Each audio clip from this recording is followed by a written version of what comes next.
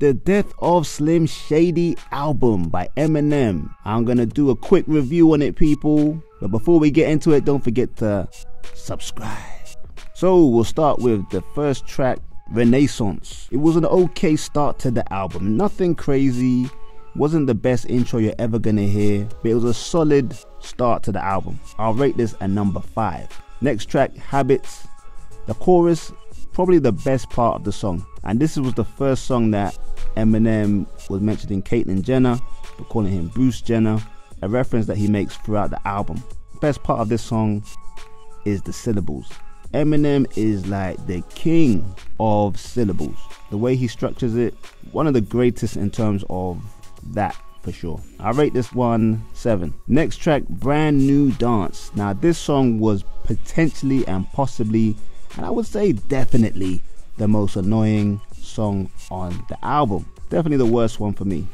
It gives off that vibe of when Eminem did that song in Big Weenie back in the day on the Encore album. It's got those type of vibes, a silly type of song that really doesn't need to be on the album. Kind of gives me a D12 vibe as well, that kind of jokey, kind of crazy D12, when D12 do some crazy songs. Yeah, I don't understand why this made the album, personally. I'll rate this one 2 at best. Next track, Evil. Now I like this song. This is one of my favorite songs on the album. It's a really menacing start to the song, and that's what made it really give its feel and really entice you into listening to the rest of the song. The chorus does remind me of Soldier. I don't know if anyone feels that way. It has that vibe of Soldier on the Eminem show, which was probably the best song on that album. The syllables, as usual with Eminem, really on point. Really crazy lyrics on this song. He was saying some wild stuff. I guess Slim Shady came out on this one.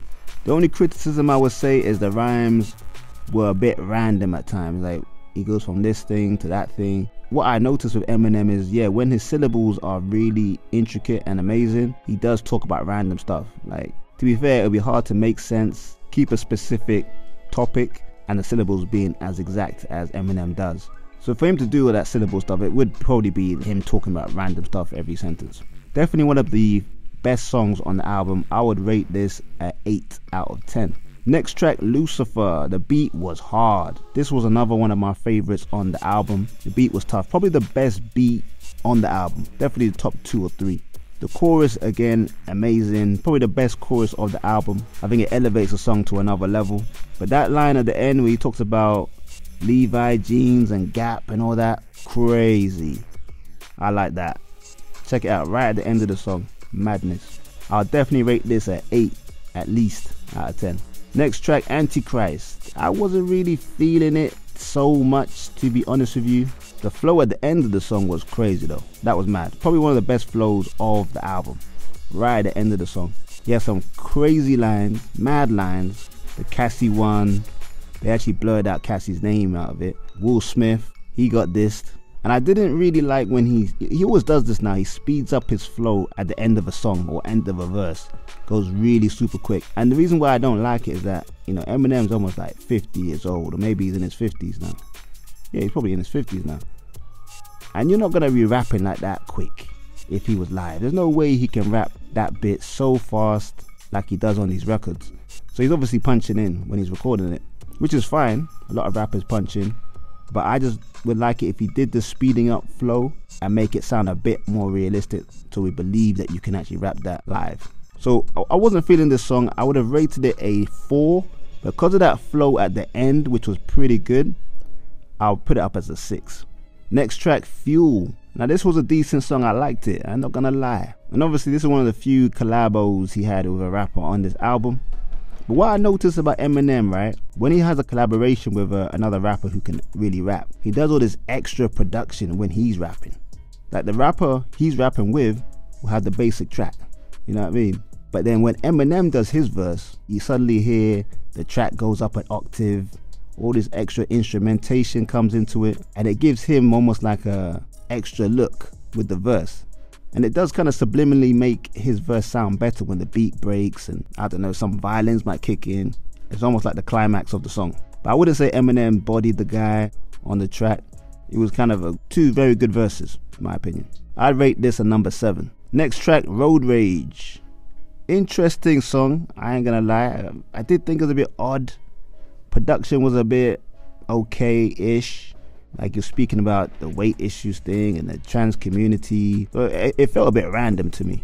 And the way he was rapping wasn't really impressive to me as well. But I like how he switches the beat at the end to that old Cash Money type of sound. That was really cool. Definitely the best part of the song for me. I'll rate this one a 6. It was a decent one. Houdini, yep, this was the obvious big single for the album. Sampled a classic song. I'll rate this a number 6. It's a happy track. Guilty Conscience 2, wow. Now that was a big classic back in the day. This beat was very hard. And the Christopher Reeves lines, I mean, it's just too much. The guy's not here no more. His family are still here. You gotta stop dissing the guy, man. You can't diss the dead. I know he's doing it for fun, but it ain't nothing funny about it. But like I said, the beat was hard. Just the fact that he called it a Guilty Conscience 2, which is obviously a reference to part 1 back in the day. I would have loved it if Dr. Dre was on it as well. Like just doing that whole back and forth. That would have been really a good homage to that song.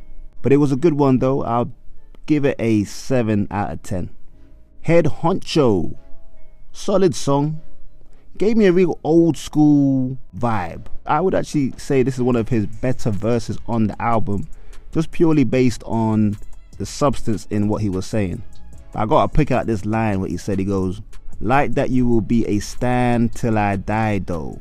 Because obviously Dido was in Stan. You gotta listen to it, people. I'm not a rapper. I rate this one 7 out of 10. Next track, Temporary. Not my thing, to be honest with you. It's not my type of track. Probably one of the weaker ones for me. All this mushy stuff. Yeah, not my type of flavor when I listen to hip hop. But it's a good song. It's a decent song. It's a one that's dedicated to his daughter. I don't know what people think. I felt like the way you were saying if he's not around to his daughter, it's almost like he's going to jail. Or he's like got some terminal illness. Why is he talking as if he's on his last legs and he ain't gonna be around no more? Bit strange. But I rate this one a number 5. Next track, Bad One. Very good chorus. I thought it was really catchy. I really liked the chorus a lot. But overall, as a song, I'd only put this as a 5 out of 10. Some people might disagree. I mean, normally a good chorus makes a very good song. Should get a higher rating for me. But I just wasn't impressed overall by all the verses. Just an average 5. Next track, Toby. Now this song really should have been a massive song. I don't know what it did numbers wise on YouTube and all these platforms. But you got Big Sean, who I'm a big fan of. And you got Eminem, who's one of the GOATs. I just found the song very uninspiring. I like the whole concept that where they're calling each other a GOAT and Tobey Maguire, bit by a spider, blah blah blah. But there's something about the song, it wasn't like, this should have been like a renegade feel. This should have been like when Jay-Z and Biggie got together and make a track. It had that type of build up, but there was just not enough feeling in the verses for me. Maybe because the chorus was kind of basic as well. Maybe accentuated the voice a bit more. I don't know. I feel like this should have been a bigger song than it was. Two big names in hip hop collaborating. Normally it should be an event. I rate this one a number 6. Just about average, maybe just a bit above average. Next track, Somebody Save Me. Kind of in the same vein as Temporary. Not my type of thing, it's a bit mushy.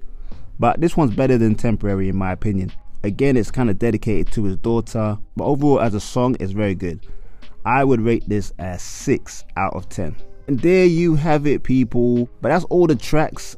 I rate this album maybe a 6 or 7 out of 10. Really, for Eminem standards, it wasn't amazing. He's always going to do what he's going to do syllables wise, but it wasn't overall amazing album. I do tend to believe that when you make a long album like this, it's like 18 tracks or something like that, there's more room for songs that you just don't really like too much. It's hard to make a long album sound amazing. If I was him, I would have put one album out now and then the rest of the tracks put out in like 8 months time. It could have been a 7, but maybe a 6.5 is more of a realistic marker. But I would just say 6 to 6.5 out of 10. But that's just my opinion. I want to know yours. Leave a comment below, like, subscribe, hit that notification bell. It's Fresh Hip Hop Opinion. Peace and love.